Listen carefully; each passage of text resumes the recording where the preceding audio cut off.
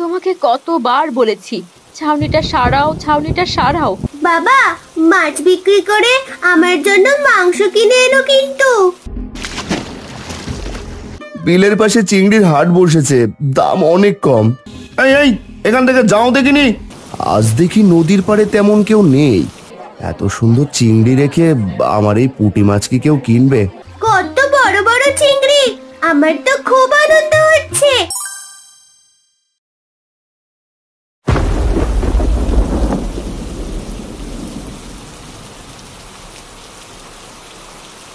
তোমাকে কতবার বলেছি ছাউনিটা সারাও, ছাউনিটা সারাও। আমার কোনো কথাই তো শোনো না। বোঝো এবার কেমন মজা। মেয়েকে নিয়ে যে কেমন করে এই ভাঙা ঘরে ঘুমাবো, দূর চাই, ভালো লাগে না কিছু। তুমি তো সবই জানো গিন্নি। টানাটানির সংসার আমার। নদীতে জাল ফেলে যে মাছ পাই, সে মাছ বিক্রি করে কোনো রকম সংসারটা চালাই। ভাবছিলাম ঘরটা এবার সারিয়ে নেব, তা তো আর হলো না। যা ছিল সংসারের পেছনেই চলে গেল। হয়েছে হয়েছে, এমন করে আর বলতে হবে না। কিছু টাকা আলাদাভাবে জমিয়ে রাখা লাগে, বিপদ আপদ কারোর বলে আসে না। তোমরা বসো, আমি ভাত এনে দিচ্ছি, দুটো মুখে দাও। বৃষ্টি কম হলে না হয় খাবো, এখনো তো রাত তেমন হয়নি। সারাদিন গাধার মতো কাজ করে এখন রাত জাগতে পারবো না। শরীরটা তেমন ভালো না। আমি খেতে দিচ্ছি, তুমি খেয়ে নাও তাড়াতাড়ি। মা, বাবা, তোমরা প্রতিদিন এমন সাববেজির মতো লড়াই কেন করো বলো দেখি? দুজনে কি ভালোভাবে কথা বলতে পারো না? দেখতেও তো ভালো লাগে। তোকে এত পাকনামি করতে হবে না, খেতে বস।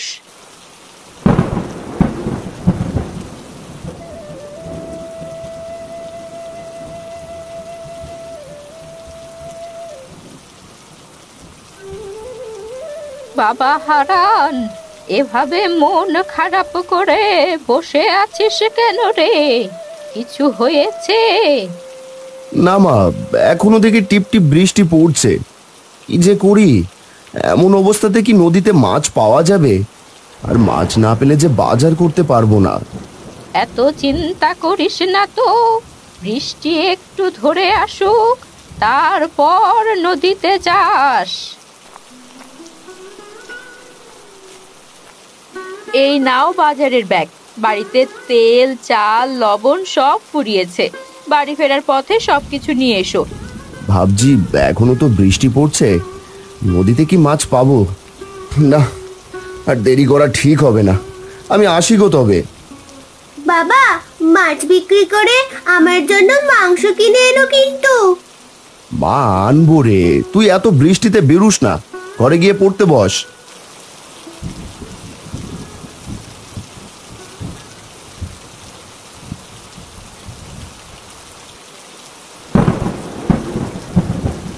আজ দেখি নদীর পাড়ে তেমন কেউ নেই। আমি তো একাই এসেছি, কি আর করা। মাছ না ধরতে পারলে তো সংসার চলবে না। ছোট্ট একটা মেয়ে আছে, মা আছে, তাদেরকে তো আর কষ্ট দিতে পারি না।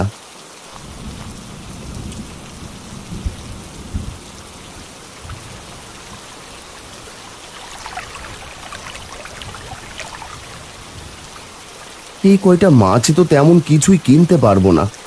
সকালে এসেছি, এদিকে সন্ধে নামতে চললো। এরপরে বাজারে গেলে আর মাছও বিক্রি করতে পারবো না। এই মাছগুলো নিয়েই বাজারে যাই।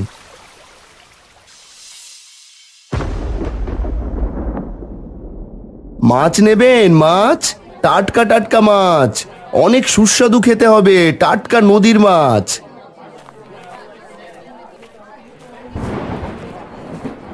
এই দাদা, বাজারে তো কোনো মাছই ওঠেনি। তোমার কাছের মাছও তেমন ভালো নয়, সবই চুনো পুটে। কি আর করা, ছেলে মেয়ে মাছ ছাড়া ভাত খায় না। আমাকে সবগুলো মাছ দিয়ে দাও, বিনিময়ে তোমাকে 50 টাকা দেবো। ভাই, এ তো অনেকগুলো মাছ, এতগুলো মাছ মাত্র 50 টাকায়। আর কিছু টাকা দিন না। তাহলে থাক, এখনই আবার বৃষ্টি নামবে, আমি চলে যাচ্ছি। এদিকে আবার সন্ধে ঘনিয়ে আসে, তোমাকে মাছ দিতে হবে না। বাজারে তেমন কোনো মানুষ নেই বৃষ্টির জন্য। এখন বিক্রি না করলে মাছগুলো বিক্রিও হবে না, তখন যে আমার সব শেষ হয়ে যাবে। ভাই নিয়ে যাও, কি আর করা, বাড়িতে চাল নেই, মাছ বিক্রি করতে না পারলে না খেয়ে থাকতে হবে।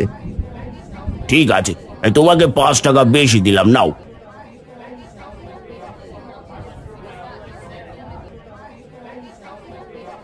এই 50 টাকা দিয়ে কি আর মাংস কেনা যাবে?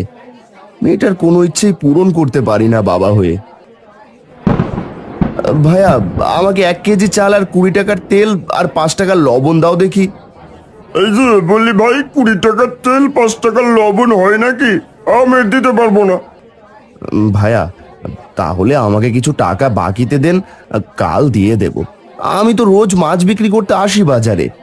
না না, আমি তোমাকে আর বাকি দিচ্ছি না। ভর সন্ধ্যেবেলায় আমি বাকি জিনিস বিক্রি করি না। আর তুমি তো টাকা শোধ দিতেও পারো না ভাই। অনেক কষ্টে তোমার থেকে পাওনা টাকা নিয়েছি, আমি তোমাকে 20 টাকা তেলই দিচ্ছি।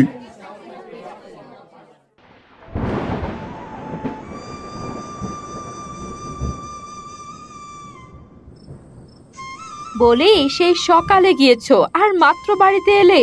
তোমাকে না বলেছিলাম বাজার করতে? মেয়েটা আমার সকাল থেকে না খাওয়া। বাবা, ও বাবা, তোমাকে যে মাংস আনতে বলেছিলাম। আজ সারাদিন টিপটিপ বৃষ্টি পড়ছে, এই জন্য মাছ পাইনি। কাল মাছ পেলে অনেক বাজার করবো মা। তোর জন্য মাংস নিয়ে আসবো রে।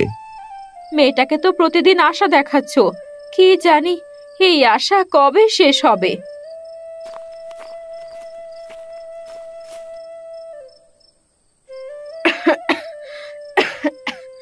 বাবা, তোকে যে বলেছিলাম আমার খুব কাশি হচ্ছে, কিছু ওষুধ আনতে।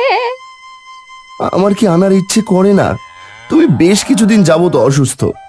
দেখি কাল মাছ বিক্রি করে ওষুধ নিয়ে আসবো। আর এই নাও মালতী, বাজার বাকিতে এনেছি, বলেছি কাল শোধ দিয়ে দেবো। তুমি তাড়াতাড়ি রান্না করো।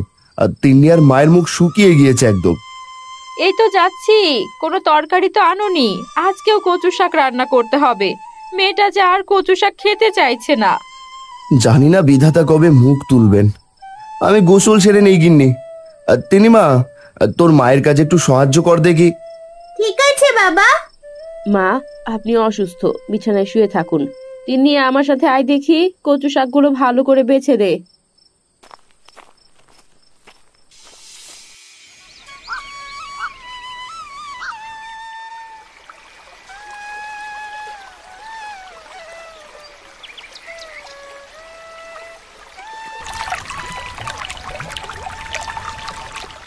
যাক, অবশেষে 2টো মাছ পেলাম। কাল অল্প ভাত খেয়েছি, আজ বেশি করে চাল কিনবো। বাজারে যাই, না হলে হাট শেষ হয়ে যাবে।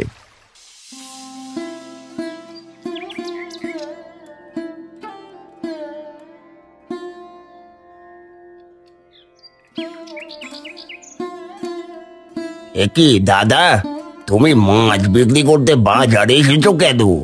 আজ তো বাজারে কোনো মানুষ নেই। কোথায় গেছে সবাই ভাই? সত্যি তো, হাট একদম ফাঁকা। সবাই তো বিলের পাশে গেছে, ওখানে নাকি চিংড়ির হাট বসেছে। আমিও 2 কেজি চিংড়ি কিনেছি। চিংড়ি মাছ হলে কি আর কোনো মাছ লাগে বলো? কি বলছিস ভাই তুই? তাহলে আজ বিলের পাশে হাট বসেছে? হ্যাঁ হ্যাঁ, তুমি বরং ওখানে নিয়ে যাও, তোমার মাছগুলো দেখো বিক্রি করতে পারো কিনা। আমি তো এটাও শুনে আসলাম ওখানে নাকি প্রতিদিন চিংড়ির হাট বসবে। ঠিক আছে ভাই, আমি তাহলে ওখানেই যাই, না হলে আমার মাছগুলো আবার নষ্ট হয়ে যাবে যে। এটা বলে হারান তার মাছগুলো মাথায় নিয়ে হাঁটতে হাঁটতে বিলের ধারে যায়। সেখানে গিয়ে দেখে চিংড়ির হাটে অনেক ভিড়। এত সুন্দর চিংড়ি রেখে আমার এই পুঁটি মাছ কি কেউ কিনবে? একবার বলেই দেখি। মাছ নেবেন? মাছ, টাটকা টাটকা মাছ নেবেন নাকি? ও দাদা, এদিকে আসুন, এদিকে আসুন। বলে ভাই, তোমার কি আক্কেল জ্ঞান কিছুই নেই? চিংড়ি রেখে তোমার এই চুনোপুটি কেউ কিনবে? চিংড়ি মাছের তো অনেক দাম বৌদি, কিন্তু আমার মাছের দাম তো একদম সস্তা। দাম বেশি নয়, মাত্র 70 টাকা। বাড়িতে গিয়ে চিংড়ি দিয়ে নানান রকম রান্না করব। কথাটা তুমি সত্যি বলেছো দিদি। এই ভাই আমাকে 5 কেজি চিংড়ি দেন দেখি। আরে নিন ভাই নিন, যা নেবেন এখান থেকে নিন। এখন থেকে প্রতিদিনই চিংড়ির হাট বসবে এখানে। সবার চিংড়ি বিক্রি হয়ে যাবে, কিন্তু হারানের মাছ কেউ কিনছে না। কেমন করে যে সংসার চালাবো, আমার মাছ যে কেউ কিনলো না। কি আর করা, মাছ নিয়ে বাড়িতে যাই। এ কি বাবা, তুই এতগুলো মাছ নিয়ে বাড়ি ফিরলি যে? আজ কি মাছ বিক্রি হয়নি? মা, আমার সর্বনাশ হয়ে গেছে। বিলের পাশে চিংড়ির হাট বসেছে, দাম অনেক কম, এই জন্য এইসব মাছ কেউ কিনলো না। কি বলছিস বাবা? হতাশ হোস না, বিধাতা সব ঠিক করে দেবেন।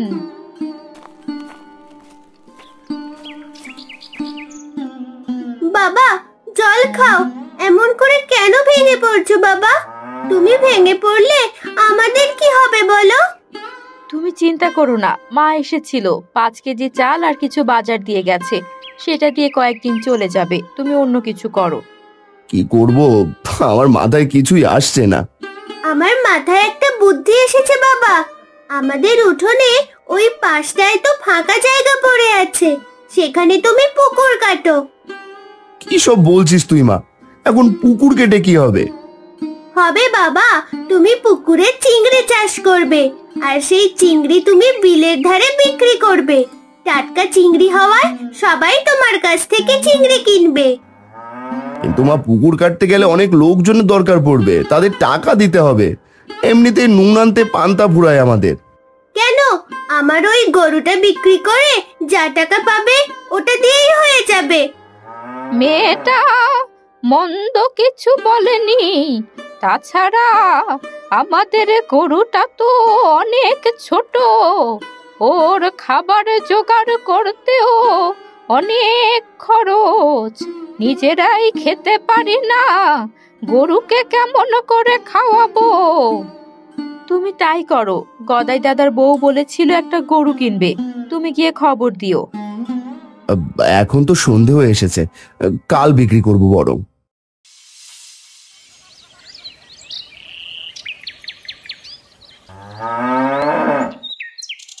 দাদা, গরু তো অনেক ছোট, তোমাকে 5,000 টাকা দিই।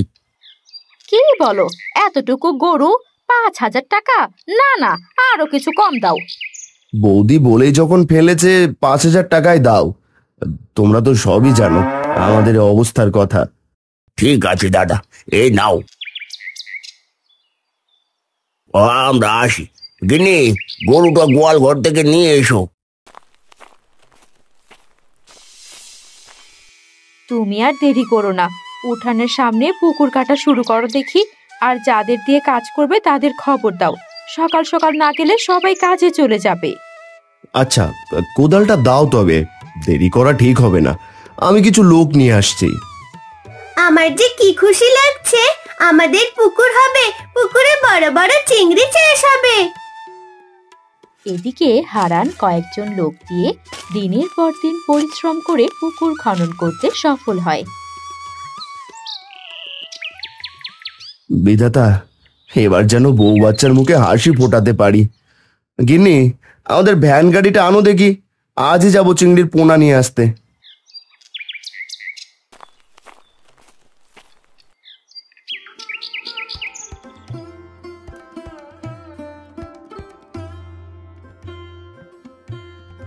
মা, আমি আর তিন্নি মিলে পুকুরের আশপাশটা পরিষ্কার করে দিচ্ছি।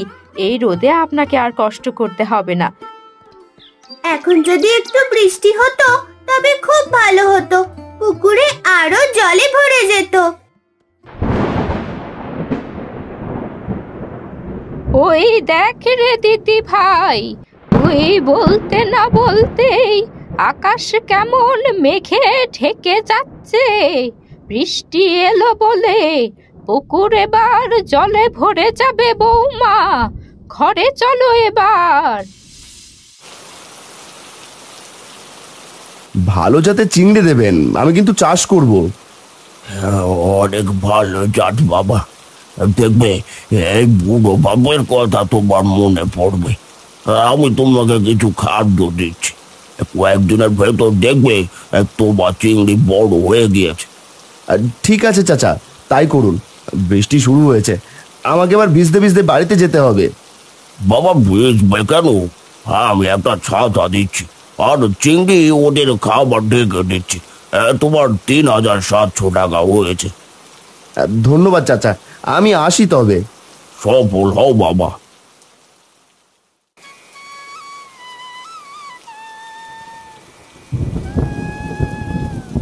গিন্নি, পুকুরে দেখি অনেক জল হয়ে গেছে। বলি চিংড়ির পোনাগুলো কি আজ দিয়ে দেবো পুকুরে? দিয়ে দাও, পুকুর ভেসে যাবে না। ঘর থেকে একটা তোয়ালে মাথায় বের হয়ে এসো, পোনাগুলো ছেড়ে দিয়ে আসি। তিন্নিমা, তুইও আয় দেখি।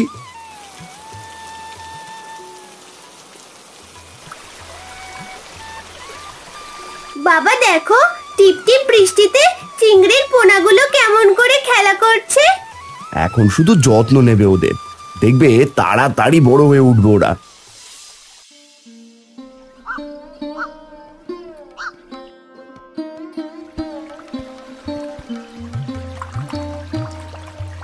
বাবা, কত বড় বড় চিংড়ি! আমার তো খুব আনন্দ হচ্ছে। এই 2 মাসে চিংড়ি মাছ যে এত বড় হবে ভাবতেই পারিনি। ওগো, শুনলাম মিলের ধারে এখন তেমন চিংড়ির হাট বসছে না। এখন চিংড়ির অনেক দাম, বুঝতে পারলে গিন্নি, এই জন্য চিংড়ির হাট কমে গেছে। আমার তো পুকুরে অনেক চিংড়ি, কিছু চিংড়ি তো অনেক বাচ্চাও দিয়েছে। আমি কম দামে চিংড়ি বিক্রি করব, যাতে গরিবরাও কিনে খেতে পারে। আমি আবার বিলের ধারে চিংড়ির হাট বসাবো। তোর মন অনেক ভালো, দেখবি তুই খুব বড় হবি বাবা। দোয়া করো মা, এই মাছ যদি সব বিক্রি করতে পারি তাহলে আমাদের সব অভাব চলে যাবে। মাছ নেবেন? মাছ, চিংড়ি মাছ মাত্র 40 টাকা করে, টাটকা পুকুরের চিংড়ি মাছ।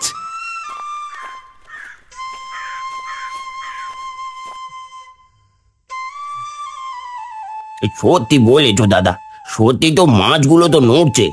এত কম, আমাকে 2 কেজি দাও। এখন চিংড়ি মাছের দাম যে হারে বেড়েছে কিনতেই পারছি না। মেয়েটা কবে থেকে খেতে চাইছে, এখন তো আর হাটই বসে না এখানে। এখন থেকে আমি বিক্রি করব এখানে। ভালোই করলে দাদা, আমি সবাইকে গিয়ে তোমার কথা আর এই হাটের কথা বলবো।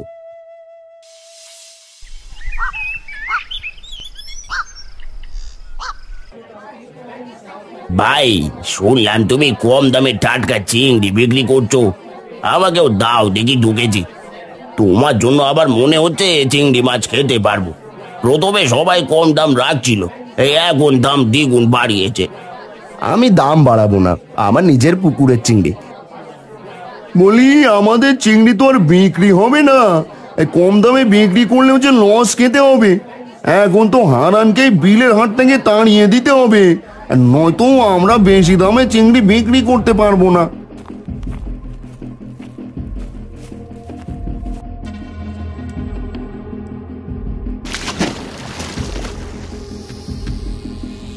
এই এই, এখান থেকে যাও দেখিনি, তুমি আমার ব্যবসা নষ্ট করতে এসেছো। হায় হায় হায় হায়, এটা তুমি কি করলে ভাই? আমি তো আমার মতো ব্যবসা করছি, আর এখানে তো চিংড়ির হাটই উঠে গিয়েছিল, আমি আবার শুরু করেছি। তুমি এখানে ব্যবসা করলে আমাদের চিংড়ি মাছ কেউ নেবে না। তুমি যাও বলছো এখান থেকে, এখানে আমরা কেউ তোমাকে ব্যবসা করতে দেবো না। আমার দাদা এখানে ব্যবসা করবে, কে আছে নিষেধ করো দেখি।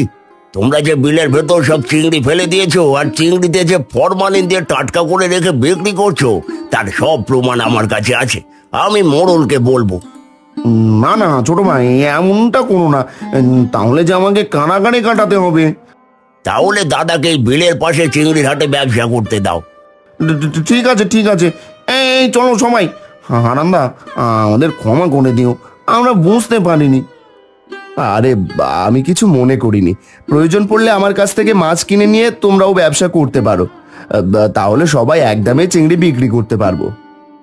তুমি খুব ভালো ভাই, এখন থেকে তোমার কাছ থেকে চিংড়ি কিনে আমরা সবাই একদমে এই চিংড়ির হাটে বিক্রি করব।